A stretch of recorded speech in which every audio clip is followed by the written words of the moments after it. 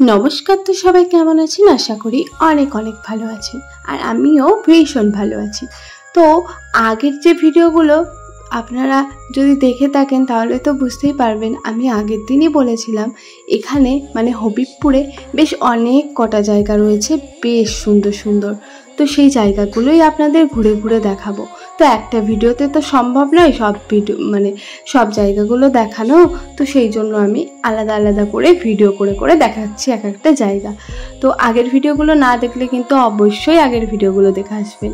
আর এটা হচ্ছে শ্রী শ্রী মদন গোপালের মন্দির। তো গেটটা তো দেখতেই পাচ্ছেন কি সুন্দর, কি বিশাল।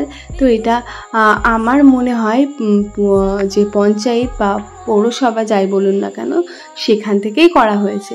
তো রাস্তাটাও বেশ চওড়া, বেশ সুন্দর। এখানে আপনারা মনে করলে গাড়ি নিয়েও আসতে পারবেন, কোনো রকম সমস্যা নেই। আমরা যেহেতু পায়ে হেঁটেই এসেছিলাম, কারণ অনেকগুলো জায়গা ছিল, তো কাছাকাছি জায়গা, টোটো করে যাওয়ার মতো অতটা দূর না, আবার মানে আমাদের কাছে গাড়িও ছিল না, তো হেঁটে হেঁটেই এসেছিলাম। তো ভীষণ ভালো লাগছিল। এই যে অনেকটা মানে ওই মেন গেট থেকে প্রায় 2-3 মিনিট হাঁটার পর এই যে মঠের মেন গেটটা দেখতে পেলাম চোখে। মেন গেটটা বেশ সুন্দর, আর দেখুন বড় বড় করে লেখা রয়েছে শ্রী শ্রী মদন গোপাল জিউর মন্দির। তো ভীষণ ভালো লাগছে দেখতে গেটটা, আর ওই যে মন্দিরটা। তো এখানে যে এত সুন্দর মন্দির রয়েছে কেউ না জানলে বিশ্বাসই করবে না।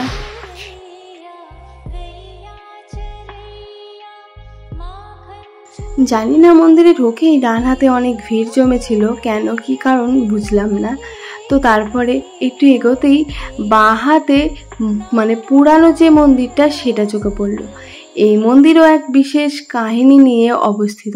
তো শ্রী শ্রী মদন গোপালজিওর দর্শনটা আগে করে আসি। আর উঠতেই দেখলাম এখানে লেখা রয়েছে প্রায় 600 বছরের পুরনো এই মন্দির আর মন্দিরের দেবতাও। তো চলুন ভেতরে গিয়ে দর্শন করে নিই। একদম গেট দেওয়া ছিল, মানে ফাঁক দিয়ে দেখা যাচ্ছিল, বেশ ভালোই দর্শন করলাম আর আপনাদেরও দর্শন করালাম। তো তারপরে আমরা চলে যাব মেন মন্দিরটা। আর ওই যে সামনে দেখুন রথ, যেহেতু সামনে রথ, তো রথটাকে সামনের দিকে নিয়ে এসছে আর কাজও চলছে, দেখে বোঝা যাচ্ছে যে রথে কাজ চলছে।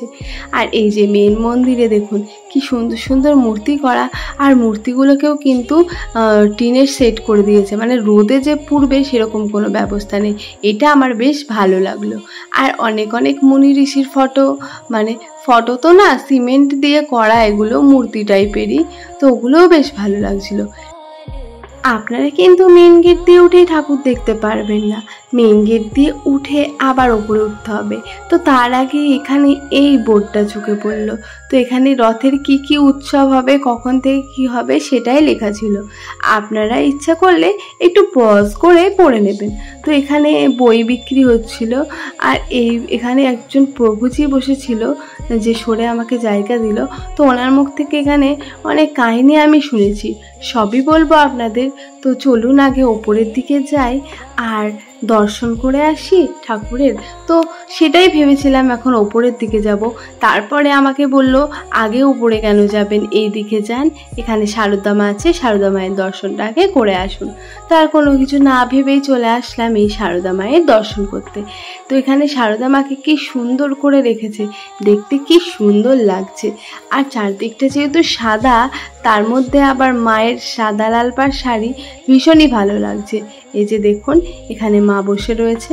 তো এখানে মায়ের দর্শন করলাম, তারপরে আবারও ঘুরে গেলাম যে রাস্তা দিয়ে এসেছি, ওই দিকেই রয়েছে ঠাকুরগুলো। হ্যাঁ, এগুলোই হচ্ছে সেই ঠাকুরগুলোর গেট। তো বাইরে থেকে দেখা যাচ্ছে না, ওদিক দিয়ে ঘুরে যেতে হবে, এখান দিয়ে যাওয়ার কোনো রকম রাস্তা করা নেই। তো সেই জন্য আমাকে আবার ওই দিক দিয়ে ঘুরে তারপরে যেতে হবে। তো চলুন মন্দিরে উঠি, আর তারপরে আবার আপনাদের সাথে কথা বলবো।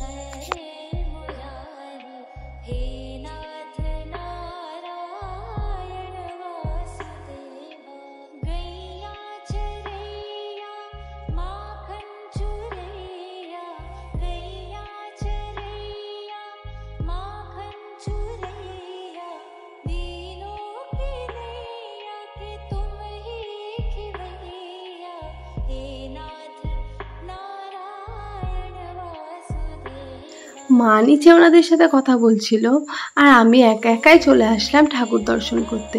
তো প্রথমেই এখানে রয়েছে ভোলানাথ, আর তার সাথে রয়েছে এখানকার যে প্রভুরা পুজো করতো সেই প্রভুদের, দুজন প্রভুর মূর্তি। তারপরে একটু এগোতেই এই বড় গেটটা, আর এখানেই রয়েছে শ্রী শ্রী মদন গোপাল। তো মদন গোপালের দর্শন করুন। সাথে রয়েছে স্বামী বিবেকানন্দ, রামকৃষ্ণদেব এবং সারদা মা, আরও রয়েছে অনেকজন। তো এদিকে একটা চৈতন্য দেবের বেশ সুন্দর স্টিকার মারা ছিল দেওয়ালে, বেশ ভালো লাগছিল। তো তারপরে আরেকটু এগোতেই আরও একটা দরজা চোখে পড়ল। তো এইখানেও বেশ সুন্দর করে রয়েছে, আর এটা হচ্ছে বিষ্ণুদেব। তো এই বিষ্ণুদেবটাকেও কি সুন্দর লাগছে দেখতে, কি ভীষণ সুন্দর। তো বিষ্ণুদেবেরও একটা কাহিনী রয়েছে। তো এই বিষ্ণুদেবটাকে একজন পেয়েছিল, মানে মাটি খুঁড়েই পেয়েছিল। তো তিনি এখানে এই মন্দিরে দিয়ে গেছিল। তো যে আমাকে বলেছিল কোথায় পেয়েছিল উনি, কিন্তু আমার এই মুহূর্তে মনে পড়ছে না জায়গাটা ঠিক কোন জায়গায় পেয়েছিল। তো যাই হোক, যেটুকুনি জানতে পেরেছি তো আপনাদের বলবো। তো ঠাকুর তো দর্শন করলেন। আসলে এই ঠাকুর মন্দিরে যে কাহিনীটা রয়েছে, প্রথমে এই পাশ দিয়ে, মানে এই মন্দিরের পাশ দিয়ে এই গঙ্গা বয়ে যেত। তো সেই গঙ্গায় জেলেরা জাল ফেলেছিল এবং সেই জালেই উঠে এসেছিল এই মদনমোহন। তো সেটা 600 বছর আগের ঘটনা। এখন যদিও এখানে গঙ্গা বলুন কিছুই নেই, শুধুই গঙ্গার চরের বালি রয়েছে, তাছাড়া আর কিছুই নেই। গঙ্গার কোনো মানে এছাড়া আর অস্তিত্বই পাবেন না আপনারা এসে, অনেক দূর পিছিয়ে গেছে।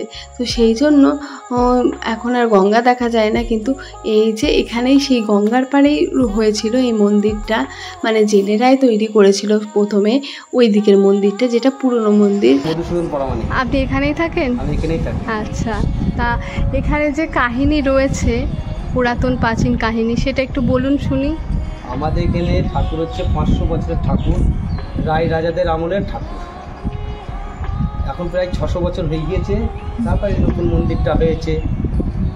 আগে কি ওই দিকের মন্দিরটা ছিল? ওই মন্দিরটা ছিল। আচ্ছা। আর এইদিকে একটা গঙ্গা ছিল, এই গঙ্গাতে সেই ঠাকুর পাই। তার মানে বহুত পুরনো এটা। তার এটা যিনি প্রথম ঠাকুরটা পেয়েছিল ওনার নাম কি? ওনার নাম তো বলতাম না, আমরা তখন জানি না। মানে সে 600 বছর, মানে তো তখন আমরা জানি না। হ্যাঁ, মানে ওনারা তারপরে বহু লোক এসেছেন গেছে। এই যে ভজনানন্দ মহারাজ আসছে ছিল, এই যে ছিল এই মহারাজের সচিনানন্দ মহারাজ।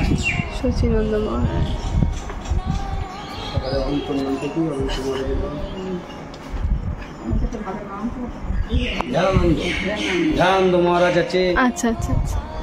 এনারা সব গত হয়ে গেছে, শুধু এখন ভজনানন্দই আছে একা। ওনার পরে আপনারা? আমাদের এখানে একটা সাধু বেশ এখনো কেউ হয়নি, আর কেউ হয়নি। সন্ধ্যার সময় একটা কীর্তন হয়। আচ্ছা আচ্ছা আচ্ছা আচ্ছা। সবই তো শুনলেন ওনার মুখে। তো এখান থেকে আমাকে নিমন্ত্রণপত্র দেওয়া হয়েছিল রথে আসার জন্য। জানি না যেতে পারবো কি না, তো অবশ্যই যাওয়ার চেষ্টা করব। তো এই যে আমি নিলাম পত্রগুলো, তো এটা আমি রেখে দেব, আর পড়বো, সময় পেলে অবশ্যই পড়বো। আর আপনাদের পড়াতে পারলাম না যদিও। তো যাই হোক, মন্দির থেকে বেরিয়ে চলে আসলাম, আর উনি আমাদের দেখাচ্ছিল এই দিকটা, মানে চরটা, যেটা গঙ্গার চর ছিল, মানে চর পড়ে গেছে। আর যেতে যেতে নানান ধরনের গাছ দেখলাম। এই দেখুন, এদিকে আদা গাছ, আর এদিকে দেখুন জামরুল গাছ। কি সুন্দর সুন্দর জামরুল হয়েছে। জামরুলগুলো আবার বেঁধেও রেখেছে, ঠাকুরকে ভোগ দিতে হবে তো। তারপরে এদিকে ছিল ফুল গাছ, অনেক ফুল গাছ ছিল, আর তার সাথে ছিল এদিকে আমলকি গাছ। তো এই আমলকি গাছ এর আগে আমি মায়াপুর দেখেছিলাম, আর তারপরে এইদিকে এই যে এইখানে এসে আমলকি গাছ দেখলাম। তো চর দেখা তো এদিকে হলো। তো এখন আমরা চলে যাব। তো এই হচ্ছে রথ, যেটা সামনেই পুজো হবে, যেহেতু সামনেই 7 তারিখের রথ, তো সেই জন্য রথটা সুন্দর করে কিন্তু পরিপাটি করে রেডি করা হচ্ছে। তো আজকের মতো এই ভিডিওটা এখানেই শেষ করলাম। কেমন লাগলো কিন্তু অবশ্যই জানাবেন। আপনারা আসতে চাইলে আমাকে বলবেন, আমি ঠিকানা অবশ্যই বলে দেবো। তো আজকের মতো টাটা।